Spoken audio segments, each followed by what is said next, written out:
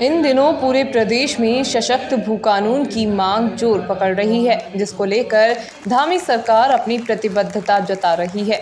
वहीं उपनेता प्रतिपक्ष और विधायक भुवन कापड़ी ने सरकार पर आरोप लगाते हुए कहा कि भू कानून और मूल निवास के नाम पर लोगों को डराया और ब्लैकमेल किया जा रहा है। जिन लोगों ने यहां पर पहले इन्वेस्ट किया है, अब उन लोगों को ब्लैकमेल करने का कार्य भू कानून और मूल निवास के नाम पर किया जा रहा है।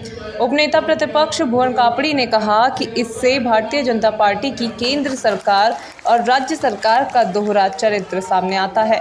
उपनेता प्रतिपक्ष ने आरोप लगाते हुए कहा कि भारतीय जनता पार्टी हमारे उत्तराखंड के जल, जंगल, जमीन और नदियों को बेच रही है। ये अपने चहेतों के लिए कर रहे हैं। उन्होंने कहा कि सरकार को अगर भू कानून इतना ही महत्वपूर्ण लग रहा है तो तत्काल इसको लेकर विधानसभा सत्र बुलाना चाहिए और इस पर चर्चा करनी चाहिए।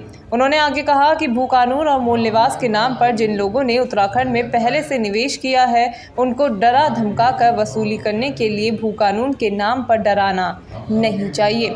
उन्होंने कहा कि इससे अफरा तफरी का माहौल बन गया है। उन्होंने कहा कि जिन्होंने पूर्व में ज़मीन ली है, पुराने कानून के हिसाब से लिया है। उन्होंने कहा कि अगर सरकार कुछ कर रही है और वो जनता के हित में है तो उसको धरातल पर लाए और उससे लोगों को फायदा हो, नुकसान नहीं। देखिए, सबसे पहले तो मैं ये कहना चाहता हूँ, भारतीय जनता पार्टी की केंद्र सरकार और राज्य सरकार का दोहरा चरित्र सामने आता है कि भारतीय जनता पार्टी हमारे देश के, हमारे प्रदेश के जल, जंगल, जमीन और नदियों को बेच रही है। उनका सिर्फ एक काम है कि इन सब कीमती, बेशकीमती चीजों को जो देश को लाभ दे रही है वो अपने चहेतों को दे दें। देखिए, अगर सरकार को भू कानून, मूल निवास इतना महत्वपूर्ण लग रहा है तो सरकार को इसके लिए एक जो है तत्काल विधानसभा का सत्र बुलाना चाहिए, उस पर चर्चा करनी चाहिए।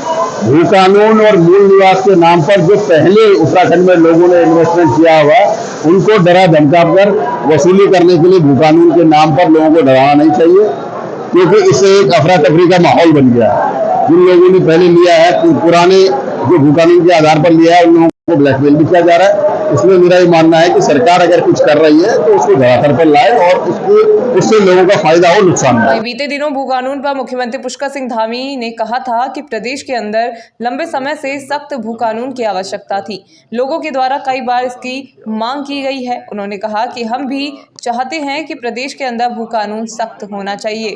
अभी तक जो भू कानून लागू है, जो प्रावधान किए गए हैं भूमि की खरीद फरोख्त में, उन प्रावधानों का जिन्होंने उल्लंघन किया है या उनका पालन नहीं किया है, जिन प्रायोजन से उनके द्वारा वो भूमि खरीदी गई है, अगर उस भूमि का उपयोग उस प्रायोजन में नहीं किया गया है तो ऐसी सभी प्रकार की भूमि का तत्काल जांच के आदेश कर दिए गए हैं। उन्होंने कहा कि निकट भविष्य में हम सख्त भू कानून लेकर आएंगे। आगामी विधानसभा सत्र में हम सख्त भू कानून लेकर आएंगे। प्रदेश के अंदर लंबे समय से एक सख्त भू कानून की आवश्यकता लोगों के द्वारा अनेक बार व्यक्त की गई है और हम भी चाहते हैं कि प्रदेश के अंदर सख्त भू कानून होना चाहिए। और जिन लोगों ने अभी तक जो भू कानून लागू है, जो प्रावधान किए गए हैं भूमि खरीद फरोख्त के, उन प्रावधानों का भी जिन्होंने उल्लंघन किया है या उनका पालन नहीं किया है, जिस प्रयोजन से जो भूमि खरीदी गई है उस प्रयोजन में उसका उपयोग नहीं हुआ है, ऐसी सभी प्रकार की भूमियां अभी तत्काल ही उस पर जांच के आदेश कर दिए गए हैं और निकट भविष्य में हम सख्त भू कानून लेकर आएंगे। आगामी विधानसभा सत्र जो हमारा बजट का होगा, तब तक हम सारी बातचीत भी कर रहे हैं और हमारी मुख्य सचिव वो सभी स्टेक होल्डरों से, सब लोगों से बात करके उसका प्रारूप तैयार करेंगे और एक सख्त भू कानून लाएंगे। उत्तराखंड राज्य के हित में जो भी कानून जरूरी होगा उसको हम अमल में लाएंगे। सर, साझी हमारे आप आम्रपाली से रिश्तेदार हैं। आप चलते हैं अपने कार्तिक